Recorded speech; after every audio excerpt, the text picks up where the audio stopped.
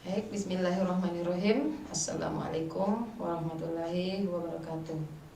Puji syukur kita panjatkan kehadirat Allah Subhanahu wa Ta'ala, karena atas berkat dan rahmatnya sehingga pada hari ini kita masih diberi kesempatan untuk melaksanakan pembelajaran daring via YouTube. Jadi Ananda sekalian harus tetap semangat dalam belajar ya, meskipun kita masih berada di pembelajaran daring ya. Jadi untuk hari ini Ananda sekalian kita masuk di pertemuan yang ketujuh ya. Jadi sebelum kita memulai pelajaran, marilah kita bersama-sama membaca doa sebelum belajar. Bismillahirrahmanirrahim. Raditu billahi rabbal wa bil islami dina wa bi muhammadin nabiyah wa rasulah rabbi zidni ilma warzuqni fahma. Jadi Ananda sekalian, untuk materi pada pekan lalu itu adalah jadi untuk materi pekan lalu itu kita masih di bab 11.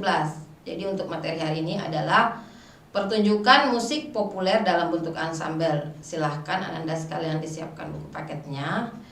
Materi ini ada di bab 12.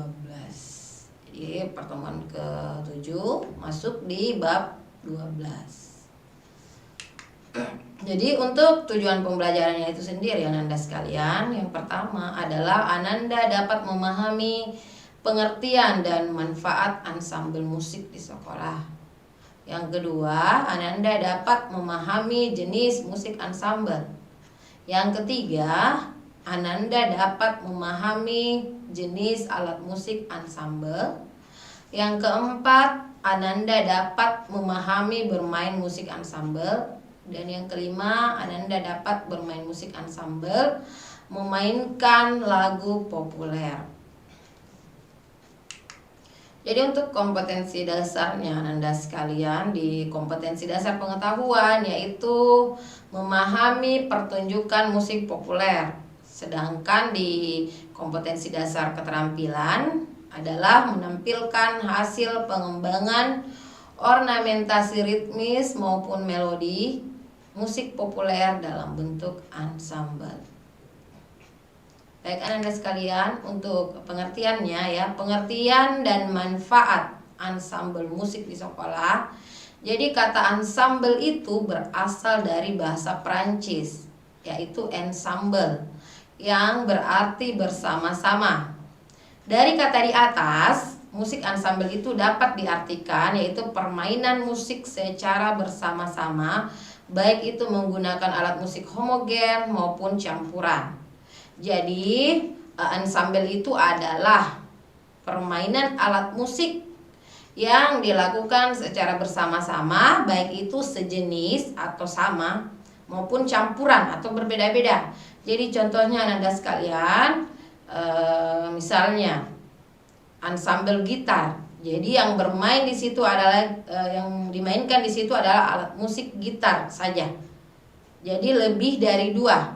Misalnya 2 sampai 10 orang yang bermain gitar. Nah, itu adalah jenis musik ansambel sejenis karena dia hanya menggunakan satu alat musik saja.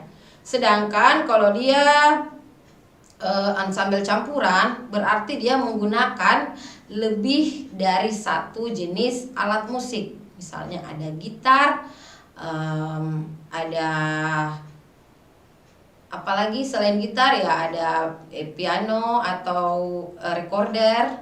Jadi itu bisa dikatakan disebut dengan ensemble campuran. Jadi menggunakan lebih dari satu jenis alat musik.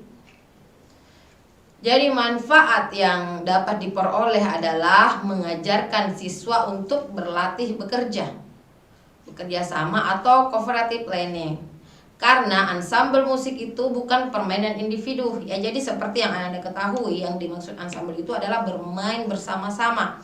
Tentu yang diinginkan di sini adalah kekompakan para pemain. Jadi kalau ensemble pianika misalnya ya, kita ambil contoh sederhana yang biasanya dilakukan di sekolah. Kalau kita praktek di mapel seni budaya ini, biasanya ibu menugaskan untuk membawa dua jenis alat musik sederhana. Yang pertama biasanya suling atau recorder, dan yang kedua adalah pianika. Biasanya di pertemuan sebelumnya itu ada musik ensemble sejenis. Jadi semua bermain recorder semua. Misalnya 5-7 orang itu bermain alat musik yang sama, bermain recorder. Nah, itulah yang dimaksud dengan ensemble sejenis. Sedangkan untuk campuran, ya ada yang bermain pianika dan ada yang bermain recorder. Itulah ensemble campuran, lebih dari satu jenis alat musik. Jadi dalam permainan sebuah ensemble yang terdiri dari beberapa pemain, tentu mengajarkan anak-anak berada dalam sebuah teamwork. Jadi kita berada dalam satu tim, dan itu tentu saja harus kompak dalam memainkan alat musik tersebut. Mereka akan merasa bertanggung jawab pada setiap tugas yang dipercayakan kepadanya dan mengerjakan dengan tekun, cermat, bersemangat, dan berkualitas. Jadi di sini ada pengertian dan manfaat ensemble. Jadi manfaat ensemble itu tadi Ananda sekalian ya. Jadi dapat membentuk tim kerja, mengerjakan dengan tekun, semangat, dan berkualitas tentu saja ya. Kemudian kepedulian terhadap apa yang ada di sekitarnya, yang terjadi di sekitarnya. Mereka juga akan berempati pada kesusahan, kesedihan, dan penderitaan orang lain. Jadi itulah salah satu manfaat bermain ensemble musik. Hal tersebut berkaitan dengan apa yang disampaikan oleh Lee pada tahun 2005, bahwa kerjasama itu merupakan kebutuhan yang sangat penting bagi kelangsungan hidup. Tanpa kerjasama tidak akan ada keluarga, organisasi, ataupun sekolah. Jadi dimanapun itu Ananda sekalian, harus ada kerjasama. Contohnya di rumah, di sekolah, maupun di kalangan masyarakat. Jadi dengan demikian, tanpa adanya kerjasama antara siswa, maka permainan ensemble musik yang baik di sekolah itu tidak akan terwujud. Jadi ketika kita akan melaksanakan pertunjukan musik ensemble misalnya di sekolah, dan di antara teman-teman yang akan bermain itu, Ananda sekalian, dengan temannya itu tidak kompak, ada yang tidak mau, ada yang bagaimana, tentu saja itu tidak akan terwujud ya. Permainan ensemble yang bagus tidak akan bisa terwujud. Baik Ananda sekalian, kita lanjut di bagian B, jenis musik ensemble. Yang pertama Ananda sekalian adalah ensemble sejenis. Nah, yang tadi Ibu jelaskan ya, ini ada di gambar, coba diperhatikan Anda sekalian. Yang pertama itu kita lihat adalah ensemble gitar, dan yang kedua adalah ensemble recorder. Nah, itu ensemble gitar ada 1, 2, 3, 4, 5, 6, 7, 8, 9, 10 orang ya yang bermain gitar, sedangkan di recorder ada 7 orang. Jadi untuk yang bisa dikategorikan sebagai musik ensemble itu lebih dari 1 orang. Misalnya 2 orang itu juga sudah bisa dikatakan permainan musik ensemble. Ya, jadi musik ensemble sejenis adalah salah satu bentuk penyajian musik ensemble dengan menggunakan alat-alat sejenis. Jadi hanya menggunakan satu macam alat musik. Ensemble record, contohnya ensemble recorder, ensemble gitar, dan lain sebagainya ya. Jadi ini contohnya Anda sekalian. Jadi jika ada yang kalian lihat pertunjukan musik dengan menggunakan alat musik yang sama dimainkan secara bersama-sama, nah itulah yang dimaksud dengan ensemble sejenis. Kemudian ensemble campuran, coba diperhatikan Anda sekalian. Jadi musik ensemble campuran adalah salah satu bentuk penyajian musik ensemble dengan menggunakan beberapa alat musik. Jadi lebih dari 1 alat musik. Contohnya ensemble pianika, ensemble gitar, ensemble triangle, dan lain-lain. Ya, jadi lebih dari satu alat musik itu sudah termasuk ensemble musik campuran. Ya, karena dia menggunakan lebih dari satu jenis alat musik. Ya, jadi seperti yang Ananda lihat di gambar, sini ada yang memainkan gitar, ada yang memainkan biola atau violin, ada yang memainkan recorder, ada yang memainkan pianika. Ini adalah contoh musik ensemble sederhana. Sedangkan di sebelahnya itu adalah contoh ensemble campuran dengan menggunakan alat musik yang bermacam-macam juga. Jadi ada biola, ada bass, ada suling, dan ada gendang ya. Yang kita lihat itu musik tradisional, alat musik tradisional yang dipadukan dengan alat musik modern. Sama dengan contoh yang pertama Ananda sekalian di ensemble campuran ini yang dimainkan oleh anak sekolah. Dia di situ bergabung juga antara alat musik modern dan alat musik tradisional ya. Jadi seperti itu, menggunakan alat musik yang berbeda-beda adalah ensemble campuran. Kemudian di bagian C, jenis alat musik ensemble. Yang pertama adalah alat musik melodis. Alat musik yang digunakan dalam musik ensemble melodis adalah alat musik yang dimainkan dengan tujuan menghasilkan rangkaian nada-nada yang merupakan melodi sebuah lagu. Contohnya pianika, recorder, trompet, biola, trombon, dan saksofon. Jadi seperti yang ada di gambar ya Anda sekalian, recorder itu adalah alat musik tiup, kemudian pianika adalah alat musik tiup dan tekan, saksofon alat musik tiup, trombon alat musik tiup, biola alat musik gesek, dan trompet juga alat musik tiup. Setelah alat musik alat musik melodis, yang kedua adalah alat musik ritmis. Musik ensemble ritmis dalam penyajiannya itu menggunakan alat musik yang gunanya agar mengatur irama sebuah lagu. Contohnya drum set, triangle, gong, gendang, dan tamborin. Ya, jadi coba diperhatikan Anda sekalian, ini ada gambar alat musik ritmis modern. Ada bongo, ada maracas, ada kastanyet, dan ada triangle.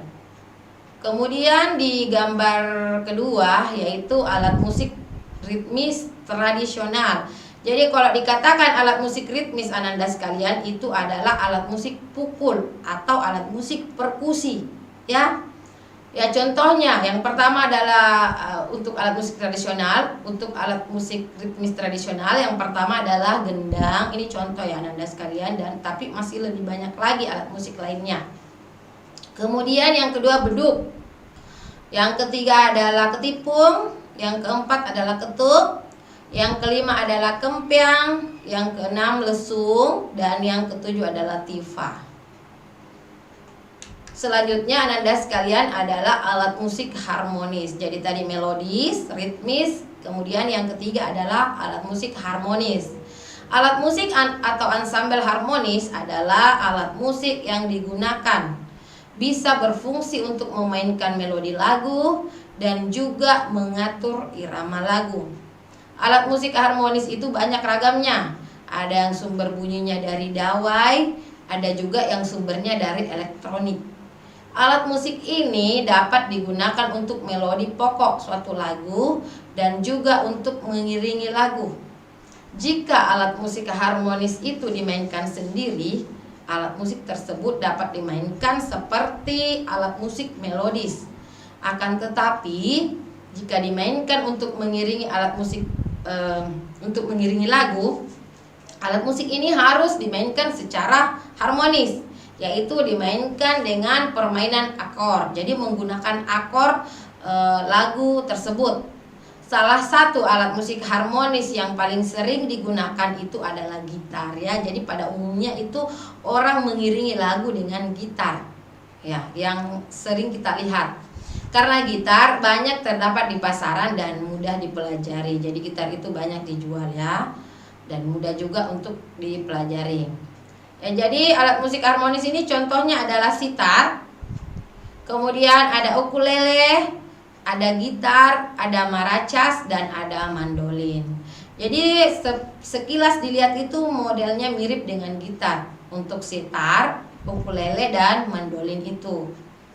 Jadi sama-sama kalau untuk sitar ini dia tidak berdawai, jadi dia hanya dipencet.